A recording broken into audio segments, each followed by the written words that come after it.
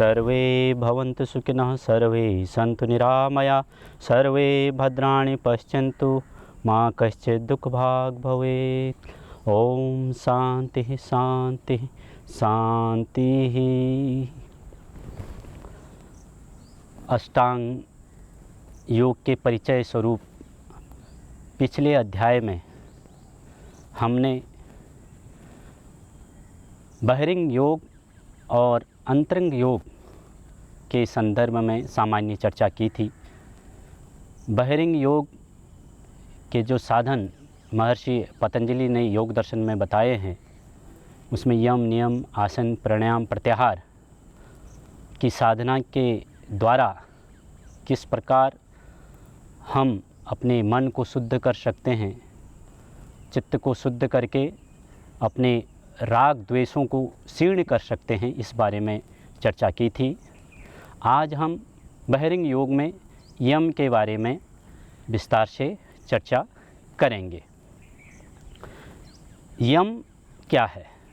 यम के 5 महाव्रत महर्षि पतंजलि ने बताए हैं। व्यवहारिक जो हमारा जीवन होता है, व्यवहारिक जो अनुशासन होता है, इसकी परिपक्वता जब हमारे जीवन में आती है तो हमारा जो बहिरंग योग की प्रथम श्रेणी की साधना पूर्ण होती है। चूँकि बहिरंग योग से अंतरंग योग में हम प्रवेश करते हैं और बहिरंग योग में सबसे पहले यम का स्थान आता है, फिर उसके बाद नियम आता है।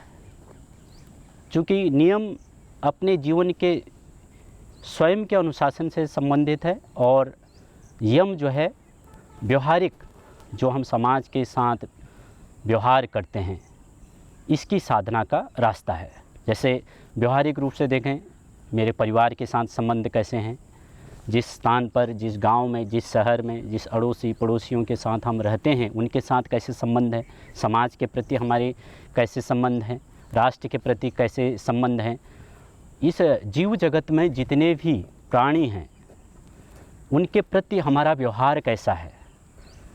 तो महर्षि पतंजलि ने कहा कि योग की साधना में, ईश्वर प्राप्ति की साधना में, जब हम यम की साधना करेंगे, जब हम ये व्यवहार कुशलता हमारे जीवन में आने लगेगी, व्यवहारिक शुचिता हमारे जीवन में आने लगेगी, तो हम उस ईश्वर की ओर एक कदम स्वतः ही बढ़ने लगेंगे और हमारा चित्त धीरे धीरे शुद्ध होने लगेगा। क्योंकि जब हमारा व्यवहारिक पक्ष मजबूत नहीं होगा, हमारा लोकाचार, लोक व्यवहार हमारा ठीक नहीं होगा, दूसरे के प्रति दया, करुणा, वात्सल्य, प्रेम, अहिंसा, परोपकार, इस प्रकृति के प्रति जो हमारे कर्तव्य हैं, इस जीव जगत के जितने भी प्राणी हैं उनके प्रति जो हमारा कृतज्ञता का भाव है, वो जब तक विकसित नहीं होगा तब तक तो अंतःकरण शुद्ध कैसे होगा, और अंतःकरण शुद्ध नहीं होगा तो आत्मशुद्धि कैसे होगी, और आत्मशुद्धि हमारी नहीं है तो ईश्वर प्राप्ति का रास्ता तो अवरोध हो जाएगा। ईश्वर प्राप्ति तो हो नहीं सकती है, आत्मशुद्धि के बाद ही ईश्वर प्राप्ति होती है, उसके बाद ही समाधि की प्राप्ति होती है, उसके बाद ही मुक्ति, मोक्ष, स्वर्ग जो भी हम सोचते हैं, जो कहते हैं कि हमें उस चरम सुख को पाना है, चरम आनंद को पाना है, उसकी प्राप्ति तभी संभव है।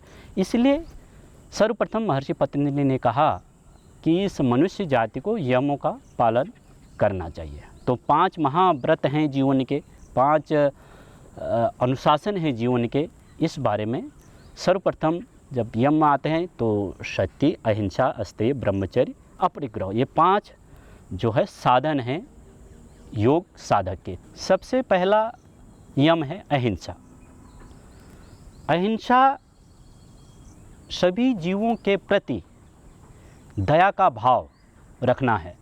अगर हमारा इस संसार में सभी जीवों के प्रति दया, करुणा, वात्सल्य, प्रेम का भाव रहता है, जो हमें दुखी नहीं कर रहे हैं, जो भी जीव हमें दुखी नहीं कर रहे हैं, परेशान नहीं कर रहे हैं, उन समस्त जीवों को हम उपभोग की वस्तु ना समझें, उपयोग की वस्तु ना समझें, अपने निज भोगों की, वासनाओं की पूर्ति का रास्ता ना समझें, उनके प्रति करुणा, दया, प्रेम का भाव जब मनुष्य के अंदर घटित होता है तो अहिंसा की प्रतिष्ठा हमारे जीवन में होने लग जाती है। भाष्यकार योग दर्शन के कह रहे हैं, तत्र अहिंसा सर्वथा सर्वदा सर्वभूतानाम अनविद्रोह। सभी जगह सभी काल में सभी प्राणियों के प्रति जो दया का भाव हमारे जीवन से प्रकट होता है वह अहिंसा है। और अहिंसा को धारण किए हुए बिना अहिंसक हुए हम साधना में आगे तो बढ़ नहीं सकते, प्रभु साधना में आगे नहीं बढ़ सकते, हम समाधि को प्राप्त नहीं कर सकते, हम मोक्ष की प्राप्ति नहीं कर सकते। इसलिए समस्त जीवधारियों के प्रति जो दया करुणा का भाव है वो मनुष्य को रखना ही चाहिए, तभी हम ईश्वर के रास्ते पर आगे बढ़ सकते हैं और ईश्वर प्राप्त करने की प्रथम सोपान को पार कर सकते हैं। जैसा व्यवहार हम स्वयं के साथ चाहते हैं, मैं चाहता हूँ ना स्वयं का व्यवहार कि मेरे प्रति मेरी माँ ऐसा सोचे, पिता ऐसा सोचे, मेरे गांव वाले ऐसा सोचें, मैं किसी नौकरी धंधे पे हूँ तो मेरा बॉस जिसको मैं कहता हूँ वो मेरे बारे में ऐसा सोचे। तो ऐसा ही भाव हमें उस दूसरे व्यक्ति के प्रति भी सोचना चाहिए। मैं स्वयं को पीड़ित नहीं देखना चाहता हूँ, दुखी नहीं होना देखना चाहता हूँ, वैसे ही मैं दूसरे भी के प्रति भी ऐसा भाव रखूं कि वो भी मेरे कारण दुखी ना रहे, परेशान न रहे। ये जो भावना है ये अहिंसा को प्रदर्शित करती है और इसका अभ्यास करने से हम जो है साधना के पथ पर दृढ़ता से आगे बढ़ने लग जाते हैं। जब अहिंसा हमारे जीवन में नहीं रहती है तब हम हिंसक बन जाते हैं, तो समस्त जीवों को परेशान करते हैं, प्राणियों को परेशान करते हैं, माता पिता गुरुजनों को परेशान करते हैं, जीवधारियों को परेशान करते हैं, उनको पीड़ा देते हैं अपनी भोगों की तृप्ति के लिए।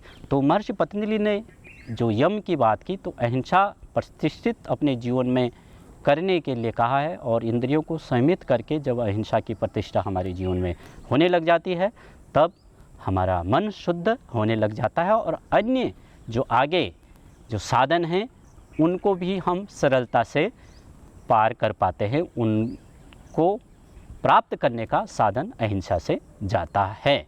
सारे वैदिक दर्शन से लेकर वेद उपनिषद गीता से लेकर अन्य पंथों के जैसे जैन धर्म बौद्ध धर्म की भी यही शिक्षा है कि अहिंसा परमो धर्म, कि अहिंसा ही सबसे बड़ा धर्म है। यहाँ पर एक बात ध्यान देने वाली बात है कि कई बार ऐसा होता है हिंसा दिखती है लेकिन वो अहिंसा ही होती है। जैसे गुरुजन अपने शिष्यों को अनुशासित करने के लिए कई बार उनको दंड देते हैं, शारीरिक दंड देते हैं, तो वो जो है उनके सुखमयी जीवन के लिए, उनके भविष्य के उज्जवल कल्याण के लिए वो दंड दिया जा रहा है, वो हिंसा में गिनती नहीं होती है, वो तो अहिंसा ही है। जैसे माता पिता अपने बच्चों को डांटते हैं बचपन में, तो उस समय तो वो हिंसा दिखती है, बच्चे को कुछ क्षण के लिए दुख होता है, लेकिन जो भविष्य में वह दुख प्रकट नहीं होता बल्कि वो सुख का माध्यम बन जाता है उस बच्चे के लिए। जैसे सेना बॉर्डर पे खड़ी है तो वहाँ पर वो हिंसा करती है, लेकिन ये हिंसा में भी अहिंसा है क्योंकि वो समाज के कल्याण के लिए, प्रकृति के कल्याण के लिए, इस जीव जगत के कल्याण के लिए वो काम कर रही है सेना। यही तो गीता में भी हिंसा है, लेकिन उस हिंसा के पीछे अहिंसा छिपी है। रामायण काल में श्री राम दिखने में व्यवहारिक रूप से हिंसा दिखती है, लेकिन असुरों दानवों का नाश करके वो हिंसा को नहीं, अहिंसा को प्रतिष्ठित कर रहे हैं। तो इसलिए इस भाव को भी हमें जीवन में रखना चाहिए। कई बार जो हिंसा दिखती है, अगर वह मानव रक्षण के लिए, समाज के रक्षण के लिए, इस जीव जगत की रक्षा के लिए अगर हमें हिंसा भी करनी पड़े तो वो अहिंसा ही कही जाएगी। वो भी मुक्ति का ही साधन है, जो है समाधि के मार्ग में अवरोध के रूप में नहीं है, बल्कि वह समाधि को प्राप्त करने के लिए एक रास्ता बन जाता है। अहिंसा जब होती है तो हिंसा मतलब होता है वर्तमान में भी दुख में जीने का रास्ता और भविष्य में भी। हिंसा किसको कहेंगे? जो भविष्य में भी हमें दुख दे और वर्तमान में भी दुख दे, ऐसा जो भाव रहेगा वो हिंसा रहेगा। इसलिए हमें अहिंसा को इस तरह समझना चाहिए जो वर्तमान में भी हमारे जीवन के लिए कल्याणकारी हो और भविष्य में भी हमें कल्याण का मार्ग दिखाने वाला हो, वो अहिंसा कहलाएगी। ये जितने भी हमारे पूर्वज हैं, ऋषि ऋषिकाएँ हैं, वीर वीरंगनाएँ हैं, भगवान राम, भगवान श्री कृष्ण, पतंजलि, पाणिनि, गौतम, कणाद, जैमिनी, जितने ऋषि मुनियों को हम ध्याते हैं, जिनको स्मरण करते हैं, जिनके पदचिन्हों पर चलने का हम अभ्यास करते हैं, ये सभी अहिंसा के मार्ग पर, शुचिता के मार्ग पर चलकर ही इतने महान आदर्शों को स्थापित करने में सफल बने हैं। अगला यम है सत्य। सत्य एक व्यवहार लोकाचार में हम कहते हैं कि सत्य बोलो। गुरुजन, माता पिता सारे शिक्षा जो देते हैं हमें, क्या देते हैं? सत्य बोलो। लेकिन जब जीवन में अपने निजी स्वार्थ के लिए हम किसी पदार्थ को बिना मेहनत के प्राप्त करने की चेष्टा करते हैं और एक भय रहता है, एक शारीरिक भय, मानसिक भय रहता है कि मुझे कोई पीड़ा ना दे, उससे बचने के लिए जबकि हमने वो काम किया है, लेकिन हम अपने कमजोरियों को छिपाने के लिए असत्य भाषण करते हैं, असत्य व्यवहार करते हैं, तो ये व्यवहार हमारी साधना में, योग साधना में, ईश्वर प्राप्ति की साधना में पूर्ण रूप से बाधक है। इसलिए मनुष्य को सर्वथा सत्य भाषण करना चाहिए, सत्य व्यवहार करना चाहिए। तो योग दर्शन के भाष्यकार व्यास जी कहते हैं, सत्यम यथार्थे वाग्मनसे यथा दृष्टम यथा अनुमितम यथा श्रुतम। जो पदार्थ जैसा है उसके संदर्भ में वैसे ही वाणी और वैसे ही मन में भाव रहना चाहिए। जो जैसा है वैसा ही हमारा मन के स्तर पर, वाणी के स्तर पर हमारा प्रकटीकरण होना चाहिए। तो ये जो भाव है सत्य का, सारे शास्त्र, गीता, उपनिषद, दर्शन, सारे हमारे पूर्वज ऋषि मुनि यही तो कह रहे हैं कि सदा सत्य बोलो। सारे मंदिरों में, मस्जिदों में, तीर्थ स्थानों में यही लिखा रहता है, वहाँ प्रतिमाओं के समीप, दीवारों के समीप कि सदा सत्य बोलो। तो सत्य भाषण जब हम करते हैं, सत्य व्यवहार करते हैं, सत्य आचरण हमारे जीवन में घटित होता है, तो हमारे मन की शुद्धि होती है, हमारे आत्मबल में वृद्धि होती है। और जिसका आत्मबल बढ़ता है तो स्वतः ही वो उसके व्यवहार से लेकर, उसके जीवन से लेकर, उसके जीवन की चेष्टाओं से प्रकट होता है। जब सत्य हम बोलते हैं, सत्य जीवन जीते हैं, तो ये सत्य का आचरण करने का प्रयास हम रोज करें, नित्य करें, और ऐसा करने से मन शुद्ध होगा। कई बार गलतियां छुपाने के लिए हम असत्य भाषण करते हैं, दोष करते हैं, अपनी कमजोरी, मैंने चोरी की है, और उसको छुपाने के लिए कहते हैं नहीं मैंने तो चोरी नहीं की, डर से।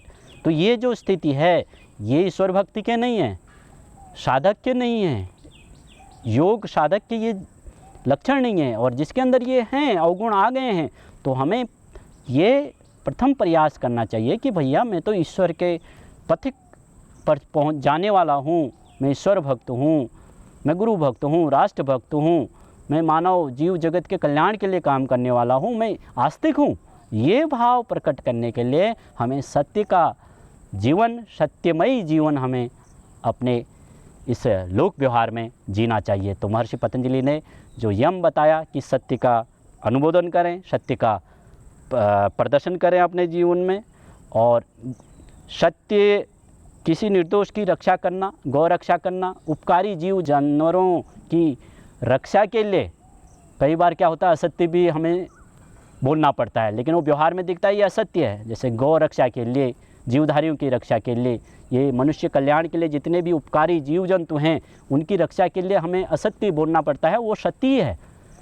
जैसे अश्वत्थामा मारा गया कहते हैं ना, महाभारत में वर्णन आता है। तो अश्वत्थामा वहाँ पर वो हाथी था, लेकिन किसी का नाम नहीं था, लेकिन हाथी मरने के लिए यह कहा गया कि वो व्यक्ति मारा गया, लेकिन वास्तव में हाथी मारा गया, लेकिन वो मनुष्य के कल्याण के लिए वो बोला गया था, तो वो भी सत्य में ही वो गिनती होगी। इसलिए सत्य की रक्षा के लिए अगर असत्य भी बोलना पड़े वाणी के स्तर पर, तो वो भी शास्त्रों में मान्य है। अगला यम है अस्ते।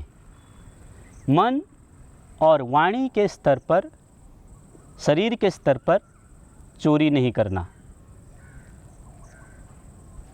सर कोई तो यही कहता है चोरी मत कीजिए। जब हम व्यक्तिगत व्यवहारिक भौतिक हितों के लिए बिना मेहनत किए, बिना कर्म किए, बिना पुरुषार्थ किए किसी दूसरे के वस्तु पर, पदार्थ पर हम अपना अधिकार जमाने का प्रयास करते हैं, उसको प्राप्त करना चाहते हैं निज भोग के लिए, तो हम चोरी करते हैं। बचपन से लेकर, जवानी से लेकर, जहाँ पे भी बिजनेस, व्यापार, खेती बाड़ी, कहीं पर भी हम कुछ भी कर रहे हैं तो व्यक्ति कई बार क्या करता है, चोरी करता है। तो महर्षि पतंजलि ने योग दर्शन में कहा कि चोरी नहीं करनी चाहिए। ईश्वर भक्त को, प्रभु भक्त को, जो भी आस्तिक अपने को समझता है उसको आस्तिकता के जैसा ही व्यवहार करना चाहिए, चोरी नहीं करना चाहिए। लौकिक व्यवहार में हम देखते हैं सांसारिक रूप में लोग भ्रष्टाचार करते हैं। किसी नौकरी बिजनेस में अगर वो सेवाएं दे रहे हैं तो वहाँ भी चोरी करते हैं। ऑफिस में बॉस बैठा रहता है तो उस समय काम करते हैं और जैसे ही बॉस चले गया तो फिर काम चोरी करने लग जाते हैं। खेती करते हैं, कई बार ऐसा होता है दूसरे के खेतों में जाकर भी चोरी करते हैं, घर में चोरी करते हैं बचपन में। तो ये जो भाव है, जो ये कर्म है ना, ये चोरी करने का, ये हमारे मुक्ति के, मोक्ष के, जीवन के परम आनंद की प्राप्ति के लिए सबसे बड़ी अड़चन है। तो महर्षि पतंजलि ने कहा कि जितने भी साधक हैं, जितने भी योग के पथिक हैं, भगवत प्रेमी हैं, भगवत मार्ग का अनुसरण कर कर अपने जीवन को सफल बनाना चाहते हैं, उनको चोरी नहीं करनी चाहिए, बल्कि पूरी ईमानदारी से, पूरी दृढ़ता से जो है मेहनत करके, उपकार करके, अपने कर्म पर, अपने इंद्रियों पर विश्वास करते हुए, अपने पुरुषार्थ के बल पर जो है चोरी को पूर्ण रूप से परित्याग करके सत्य का आचरण करना चाहिए। और तन से चोरी करना, मन से चोरी करना, दो प्रकार के चोरी है। तन से भी चोरी करते हैं, शारीरिक रूप से, जैसे अभी मैंने कहा खेती में चोरी, बिजनेस व्यापार में चोरी, और मन से भी, ये अंतःकरण का जो शुद्धि का रास्ता है, फिर मन से चोरी करता है। इसलिए तन की शुद्धि होगी तो मन की शुद्धि होगी। इसलिए भौतिक रूप से लेकर मानसिक रूप से लेकर किसी भी प्रकार की चोरी हमें नहीं करनी चाहिए और अस्तेय को धारण करना चाहिए। अगला जो यम है वो है ब्रह्मचर्य।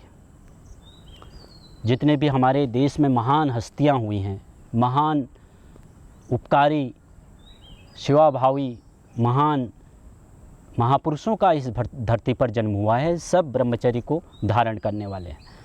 वेदों का पढ़ना, ईश्वर उपासना करना और वीर्य की रक्षा करना ब्रह्मचर्य कहा गया है। शास्त्रों में वर्णन आता है, ब्रह्मचर्येण तपसा देवा मृत्युम पाघनत। ज्ञानी लोग ब्रह्मचर्य के तपो बल से अमृत्यु को प्राप्त कर जाते हैं, इस मृत्यु से पार चले जाते हैं। यह है ब्रह्मचर्य की ताकत। तो वेदों का पढ़ना, शुद्ध ईश्वर की शुद्धता से उपासना करना, श्रेष्ठ आचरण करना और वीर्य की रक्षा करना शारीरिक की दृष्टि से। जो सप्त धातुएं हैं हमारे शरीर की, उनके रक्षण का जो कार्य है, रक्षण का जो पुरुषार्थ है, वो व्यक्ति को करना चाहिए, जो व्यक्ति को फिर बुद्धिजीवी बनाता है, परोपकारी बनाता है, पुरुषार्थी बनाता है और शारीरिक रूप से हष्ट पुष्ट बनाता है, जो मनुष्य को मृत्यु से पार ले जाता है। ये जो क्रिया है, ये ब्रह्मचर्य का पालन करने का रास्ता है। ब्रह्मचर्य का पालन करते हुए भगवान राम बने। ब्रह्मचर्य का पालन करके श्री कृष्ण ने 12 साल तक का ब्रह्मचर्य का पालन करके प्रद्युम्न जैसे महान पुत्र को जन्म दिया। जितने हमारे पूर्वज हैं, जिन्होंने इस संसार के लिए महान उपकारी काम किए, ये सब ब्रह्मचर्य का पालन करने वाले थे, वीर्य का नाश नहीं करने वाले थे। वीर्य को शक्ति स्वरूप संजोकर अपने आत्मबल को, अपने मनोबल को, अपने आध्यात्मिक बल को परिष्कृत करने के लिए इस वीर्य की रक्षा के द्वारा उसका प्रयोग करने वाले हमारे सारे पूर्वज थे। तो ये ब्रह्मचर्य का जीवन, जितने भी विद्यार्थी हैं, युवक युवतियां हैं, वो अगर ब्रह्मचर्य का पालन करेंगे तो वो भारत के लिए नहीं, पूरे विश्व के लिए उपकारी बनेंगे। ये जो भोगवाद की दुनिया है उसको योग मार्ग की ओर इस समाज को लाने के लिए महान कार्यों का सृजन कर सकते हैं। इसलिए ब्रह्मचर्य के लिए बहुत महान गीत गाए गए हैं, वेदों से लेकर उपनिषदों से लेकर गीता से लेकर सारे शास्त्र तो ब्रह्मचर्य का ही गीत गाने के लिए हमें प्रेरित करते हैं। इसलिए ब्रह्मचर्य का पालन करके हम साधना के पथ पर, योग पथ पर, ईश्वर भक्ति के मार्ग पर आरूढ़ हों, ऐसा महर्षि पतंजलि ने इस यम की साधना में कहा है। अंतिम महाव्रत जो है यम में वो है अपरिग्रह। अपरिग्रह को हम सरल भाषा में कहें, जितने हमारे जीवन में नितांत आवश्यक भौतिक संसाधनों की उपयोगिता है उसी को हम संरक्षित करें, उसी का उपभोग करें, बाकी का मनुष्य कल्याण के लिए, इस जड़ चेतन इस संसार के कल्याण के लिए अर्पित कर दें। ये जो भाव है कि मेरा गुजारा इसके बिना भी हो सकता है, सांसारिक उपभोग की वस्तुओं का कम से कम अपने निजी हित के लिए प्रयोग करें, बाकी इस प्रकृति के कल्याण के लिए हम अर्पित कर दें। तो विषयों में उपार्जन, रक्षण, क्षय, संग, हिंसा, दोष देखकर विषय भोगों की दृष्टि से संसाधनों का संग्रहण नहीं करना, ये अपरिग्रह कहा जाता है। जो वस्तुएं हमारे ईश्वर पथ में बाधक हैं उनको हम परित्याग कर दें। हमें लगता है भाई देखिए भोगों का कोई सीमा है नहीं, जो हम संसाधन इकट्ठा करते हैं, आप अपने लोक व्यवहार में भी देख सकते हैं, जो भी सामर्थ्य से हम अर्जित करते हैं और संसाधनों का, भौतिक सुखों को हम प्राप्त करने के लिए संसाधनों को इकट्ठा करते हैं, तो जो हम इकट्ठा करते रहते हैं त्यों वो कम पड़ने लगते हैं हमारे जीवन में। इसीलिए इन भोगों की कोई लिमिटेशन नहीं है जीवन में, इन संसाधनों की कोई सीमा नहीं है कि कब उनकी पूर्ति होगी। सुखों को प्राप्ति के लिए तो हम उनको इकट्ठा कर रहे हैं, लेकिन सुख कहीं जीवन में दिखता नहीं है। इसलिए सुख क्यों नहीं दिखता? क्योंकि हम अपरिग्रह के पथिक नहीं हैं। अगर अपरिग्रह हमारे जीवन में होने लगे, कम से कम भौतिक संसाधनों का प्रयोग करके हम अपने जीवन को शुचिता, सदाचार से आगे बढ़ाने का प्रयास करें, तो हम स्वयं ही सुखी महसूस करेंगे। कुछ नहीं होगा तब भी हम बहुत खुश होंगे, दूसरे के पराये के संपत्ति से हम आकर्षित नहीं होंगे। हम ईश्वर पथिक बनेंगे, प्रभु पथिक बनेंगे और योग साधक बनेंगे और समाधि के अधिकारी बनेंगे। तो इस संसार में जो भी पदार्थ ये ईश्वर कृपा से आच्छादित हो रहे हैं, ये सभी जो है हमारे लिए तो हैं, लेकिन इनके त्याग पूर्वक उपभोग करने के लिए वेदों तक में वर्णन किया है। ईशावास्यमिदं सर्वं यत् किंचित् जगत्याम जगत तेन तक्तेन भुज्यथा माँ गिर्धकस्य स्विदनम। ये मनुष्य, ये जितने भी संसार में भौतिक संसाधन, ये दृश्य जगत में उपयोगी वस्तुएं तेरे को दिख रही हैं, ये प्रभु भक्ति से, प्रभु के कृपा से यहाँ पर पड़े हैं। तो इसलिए इनको तू त्याग पूर्वक उपभोग कर, इसमें खो मत जा, इन भोगों वासनाओं में लिप्त मत हो जा, इनको त्याग पूर्वक उपभोग कर, यही तेरे जीवन का लक्ष्य है। अगर तू इसमें पूर्ण रूप से लिप्त हो जाएगा, जो भी भगवान ने संसार में वस्तु बनाई हैं, बनाई तो वो उपभोग के लिए ही हैं, लेकिन उसका इतना आदी नहीं हो जा कि तू फिर उससे बाहर ही ना निकल और उसी में खोने लग जा। अगर खो गया तो फिर तेरे जीवन विनाश की ओर जाएगा, ईश्वर प्राप्ति की ओर नहीं जाएगा। और इसी में खोकर तू मुझको तो प्राप्त नहीं कर पाएगा, ईश्वर को तो प्राप्त नहीं कर पाएगा, लेकिन इन भोग वासनाओं में पड़कर ये मुक्ति के पथिक पर न बन के इन सांसारिक भोगों में संसार को ही प्राप्त होगा। तो ईश्वर के प्राप्ति के लिए तो अपरिग्रह का, कम से कम सांसारिक सुखों का उपभोग करके जो जीवन के लिए नितांत आवश्यक हैं, उन सामग्रियों का, उस संपत्ति का उपभोग कर कर बाकी समाज कल्याण के लिए, प्रभु भक्ति के लिए, मानव कल्याण के लिए तू न्यौछावर कर दे। यही संदेश अतीत में हमारे पूर्वजों ने, शास्त्रों ने, वेद पथिक मनुष्यों ने दिए हैं। तो ऐसा आचरण अगर हमारे जीवन में घटित होता है अपरिग्रह का, तो हम साधना के पथ पर, समाधि के पथ पर, ईश्वर प्राप्ति की ओर एक कदम आगे बढ़ जाते हैं। तो आज हमने चर्चा की बहरिंग योग में यम की, यम के 5 व्रतों की। अगले एपिसोड में हम नियमों की चर्चा करेंगे। आज के लिए हम यहीं पर इस वाणी को मैं समाप्त करता हूँ। ओम शांति शांति शांति।